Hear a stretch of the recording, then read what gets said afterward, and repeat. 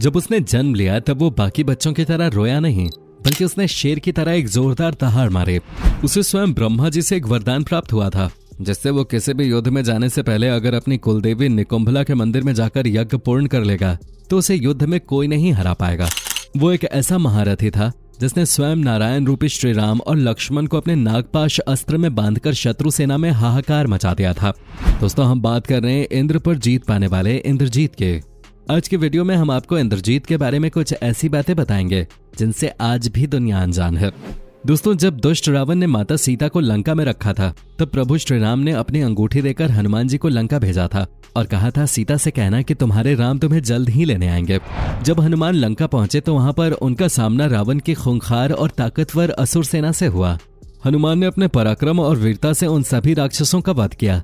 यह खबर रावण को मिलते ही उसको बहुत ज्यादा हैरानी हुई और उसने क्रोध में आकर अपने छोटे बेटे अक्षय को हनुमान जी से युद्ध करने के लिए भेज दिया। अक्षय रावण का सबसे छोटा पुत्र था। उसकी वीरता देवों के समान थे। वो स्वभाव में बहुत सरल था। उसे युद्ध से नफरत थी और वो हमेशा वेदों के अध्ययनों में लीन रहता था। लेकिन वो अपने पिता के सामने ये साबित करना चाहता था कि वो भी एक योद्धा है। वो अपने पिता रावण की आज्ञा से 8 घोड़ों वाले कनक में रथ पर सवार होकर हनुमान जी से लड़ने चला गया। हनुमान को भी पता था कि अक्षय दूसरे असुरों की तरह नहीं है और वो उसे मारना नहीं चाहते थे। लेकिन हनुमान के बहुत समझाने के बाद भी अक्षय नहीं माना और हनुमान जी को बहुत ही दुख के साथ उसका वध करना पड़ा। दोस्तों, जब यह समाचार रावण को मिला तो वो बहुत ज्यादा दुखी हो गया। लेकिन उससे भी ज्यादा दुख किसी को पहुंचा तो वो था इंद्रजीत। अक्षय और इंद्रजीत दोनों भाई थे और इन दोनों के बीच बहुत प्रेम था। अक्षय की मौत की खबर सुनकर इंद्रजीत क्रोध में आ गया और वो अकेले ही हनुमान से युद्ध करने के लिए चला गया। इंद्रजीत अपने माया जाल से हनुमान पर भारी पड़ने लगता है, पर कुछ ही देर में हनुमान उसकी माया को समझ जाते हैं और उस पर हमला करने लगते हैं। ये देखते हुए इंद्रजीत हनुमान के ऊपर कई सारे अस्त्रों का प्रयोग करता है, पर उनमें से कोई भी अस्त्र हनुमान जी को नुकसान नहीं पहुंचाता। अंत में इंद्रजीत हनुमान जी के ऊपर ब्रह्मास्त्र से प्रहार करता है और वो उन्हें बंदी बना लेता है। इसी बात से आप अंदाजा लगा सकते हैं कि वो कितना ज्यादा बलशाली था। दोस्तों, इंद्रजीत को इतना ताकतवर और पराक्रमी बनाने के पीछे रावण का ही योगदान था। रावण शुरू से ही चाहता था कि उसका बेटा अमर और सर्वशक्तिमान बने। इंद्रजीत रावण और मंदोदरी का बड़ा बेटा था।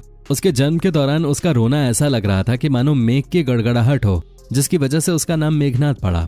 दोस्तों, मेघनाद को रावण सर्वशक्तिमान बनाना चाहता था ताकि दुनिया में कोई दूसरा उसे हरा ना सके। रावण चाहता था कि उसका बेटा परम योद्धा और अत्यंत ज्ञानी हो।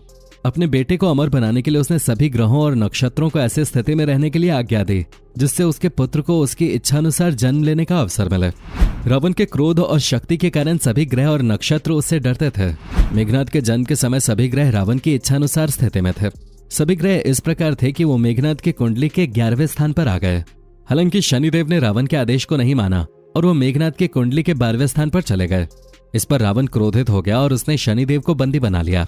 दोस्तों, रावण ने इंद्रजीत की शिक्षा का दायित्व दैत्य गुरु शुक्राचार्य को दिया था। किशोरावस्था की आयु होते होते इंद्रजीत ने अपनी कुलदेवी निकुंभला के मंदिर में अपने गुरु से दीक्षा लेकर कई सिद्धियों को प्राप्त कर लिया था। एक दिन जब रावण को इस बात का पता चला तब वो दैत्य गुरु शुक्राचार्य के आश्रम में पहुंचा। उसने देखा कि दैत्य गुरु शुक्राचार्य इंद्रजीत से कुछ करवा रहे हैं।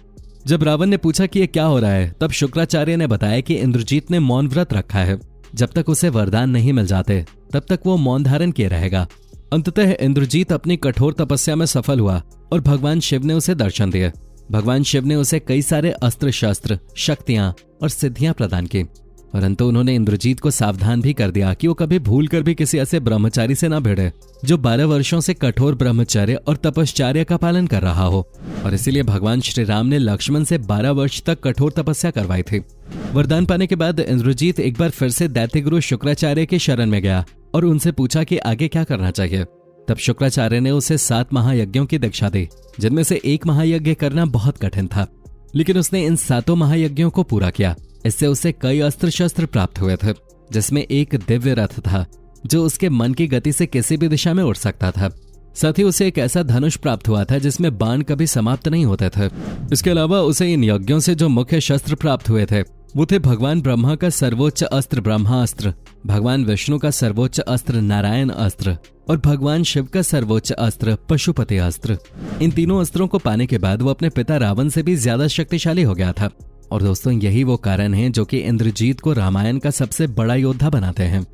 देवासुर युद्ध के समय जब रावण ने इंद्र समेत सभी देवताओं को बंदी बना लिया था और कारागार में डाल दिया था, उसके कुछ समय बाद एक समय सभी देवताओं ने मिलकर कारागार से भागने की कोशिश की और साथ ही साथ रावण को भी सुप्त अवस्था में अपने साथ बंदी बनाकर ले गए। लेकिन इंद्रजीत ने पीछे से अदृश्य रूप में अपने दिव्य रथ पर चढ़कर देवताओं पर हमला बोल दिया। देव सेनापति भगवान कार्तिकेय ठीक उसी समय देवताओं की रक्षा के लिए आ गए, लेकिन वो इंद्रजीत को रोक नहीं पाए। इंद्रजीत ने न केवल देवताओं को पराजित किया बल्कि इंद्र को अपना बंदी बनाकर वापस लंका ले आया। जब रावण जागा और उसे सारी बातें पता चली, तब रावण और इंद्रजीत ने यह निश्चय किया कि इंद्र का वध कर दिया जाए। लेकिन ठीक उसी समय भगवान ब्रह्मा जी लंका आ गए और उन्होंने इंद्रजीत को आदेश दिया कि वो इंद्र को छोड़ दे। इंद्रजीत ने यह कहा कि वो ये काम केवल तभी करेगा जब ब्रह्मदेव उसे अमर होने का वरदान देंगे। लेकिन ब्रह्मदेव ने यह कहा कि यह वरदान प्रकृति के नियम के विरुद्ध है, परंतु वो उसे ये वरदान देते हैं कि जब वो कुलदेवी निकुंभला का यज्ञ करेगा तो उसे एक दिव्य रथ प्राप्त होगा और जब तक वो उस रथ पर रहेगा तब तक कोई भी उसे न हरा पाएगा और न ही उसका वध कर पाएगा। लेकिन उसे एक बात का ध्यान रखना होगा, अगर कोई उसका कुलदेवी निकुंभला का यज्ञ बीच में ही भंग कर देगा तो वही उसकी मृत्यु का कारण भी बनेगा। दोस्तों, इंद्रजीत का ये पराक्रम हमें रामायण के युद्ध क्षेत्र में भी देखने को मिलता है। रामायण युद्ध के दौरान कुंभकर्ण के वध के बाद रावण के पास केवल उसका एक ही पुत्र इंद्रजीत ही रह गया था। उसने इंद्रजीत को आदेश दिया कि वो युद्ध भूमि में प्रवेश करे। इंद्रजीत ने अपने पिता के आदेश पर सबसे पहले कुलदेवी माता निकुंभला का आशीर्वाद लिया और उसके बाद रणभूमि की ओर चल पड़ा। जैसे ही युद्ध आरंभ हुआ, एक एक करके सारे योद्धा इंद्रजीत के हाथों वीरगति को प्राप्त हो गए। अंत में लक्ष्मण और इंद्रजीत के बीच युद्ध होने लगा। जब इंद्रजीत के सारे अस्त्र विफल हो गए तो उसने अदृश्य होकर पीछे से सारी वानर सेना भगवान श्री राम और लक्ष्मण पर नागपाश का प्रयोग किया। तभी हनुमान जी को एक उपाय सूझा कि भगवान गरुड़ इस नागपाश को काट सकते हैं। तो हनुमान जी तुरंत ही गरुड़ जी को ले आए और गरुड़ जी ने सभी को नागपाश के बंधन से मुक्त कर दिया। दूसरे दिन जब रावण को यह पता चला कि सभी वानर सेना भगवान श्री राम और लक्ष्मण जी नागपाश से मुक्त हो गए हैं, तो क्रोध में आकर उसने दूसरे दिन एक बार फिर इंद्रजीत को युद्ध भूमि में भेजा। इस बार इंद्रजीत ने रणभूमि में घोषणा की कि आज वो राम और लक्ष्मण में से किसी एक को तो मार ही देगा। उसकी इस ललकार को सुनकर लक्ष्मण भगवान श्री राम की आज्ञा लेकर उसका सामना करने चल पड़े। दोनों के बीच भयंकर युद्ध छिड़ गया। इस युद्ध में जब लक्ष्मण इंद्रजीत पर भारी पड़ने लगे, तब इंद्रजीत को एक उपाय सूझा और वो अदृश्य होकर माया युद्ध करने लगा।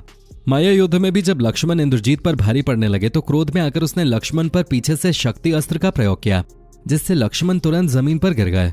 उसके बाद सुषेण वैद्य के कहने पर हनुमान जी संजीवनी बूटी ले आए, जिससे लक्ष्मण जी का उपचार हुआ और वो बच गए। दोस्तों, तीसरे दिन जब रावण को यह पता चला कि लक्ष्मण ठीक हो गए हैं, तो इस बार उसने फिर से इंद्रजीत को यह आदेश दिया कि वो युद्ध भूमि में जाए। लेकिन इस बार लक्ष्मण इंद्रजीत पर भारी पड़ रहे थे, जिसको देखकर उसने अंतिम 3 महाअस्त्रों का प्रयोग किया, जिनसे बढ़कर कोई दूसरा अस्त्र सृष्टि में नहीं है। सबसे पहले उसने ब्रह्मास्त्र का प्रयोग किया, लेकिन ब्रह्मास्त्र लक्ष्मण को प्रणाम करके निस्तेज होकर लौट गया। फिर उसने लक्ष्मण पर भगवान शिव का पशुपति अस्त्र प्रयोग किया, लेकिन वो भी लक्ष्मण को प्रणाम करके गायब हो गया। फिर उसने भगवान विष्णु के वैष्णव अस्त्र का प्रयोग किया, परंतु वो भी उनकी परिक्रमा करके लौट आया।